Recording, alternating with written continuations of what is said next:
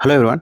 ఈ పర్టిక్యులర్ షార్ట్‌లో మనం ఒక మెషిన్ లెర్నింగ్ సొల్యూషన్ బిల్డ్ చేయడానికి కావాల్సిన స్టెప్స్ ఏంటో చూద్దాం. ఫస్ట్ స్టెప్ వచ్చేసి డేటా కలెక్షన్. ఒక మెషిన్ లెర్నింగ్ మోడల్‌కి డేటా అనేది వెరీ ఇంపార్టెంట్. అందుకే మనం కావాల్సిన డేటా అంతా ఫస్ట్ కలెక్ట్ చేయాలి. వన్స్ కలెక్ట్ చేశాక ఆ డేటాలో చాలా ప్రాబ్లమ్స్ అయితే ఉంటాయి. ఆ పర్టిక్యులర్ డేటాని మనం ప్రీ ప్రాసెస్ చేయాలి లేదా క్లీన్ చేయాలనమాట. అది మన second step data cleaning or pre processing. And once data collection ఇంకా క్లీనింగ్ అయిపోయాక అప్పుడు మన దగ్గర చాలా మెషిన్ లెర్నింగ్ మోడల్స్ ఉండొచ్చు. ఆ మోడల్స్‌లో ఏది మన డేటాకి సూటబుల్ అనేది మనం అర్థం చేసుకొని దాన్నైతే మనం యూజ్ చేయాలనమాట. అది మన third step, that is model selection. And once model selection అయిపోయాక మనం మోడల్ ట్రైనింగ్ స్టార్ట్ చేయాలి. అండ్ మోడల్ ట్రైనింగ్‌లోని మన డేటాలో ఉన్న ప్యాటర్న్స్ అన్నిటిని అది అర్థం చేసుకొని ఒక మోడల్‌ని అయితే తయారు చేసిద్దనమాట.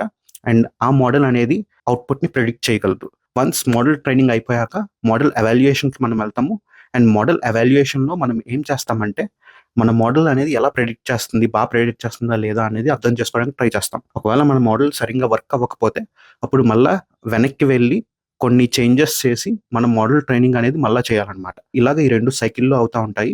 వన్స్ ఈ మొత్తం అయిపోయాక మనం మోడల్‌ని డిప్లాయ్ చేయాలి. ఇవి steps involved in building a machine learning solution. మీకు ఇంకా మోర్ డీటెయిల్స్ కావాల్సొస్తే ఈ పర్టిక్యులర్ షార్ట్‌కి లింక్ చేసిన వీడియోనైతే చెక్ చేయండి.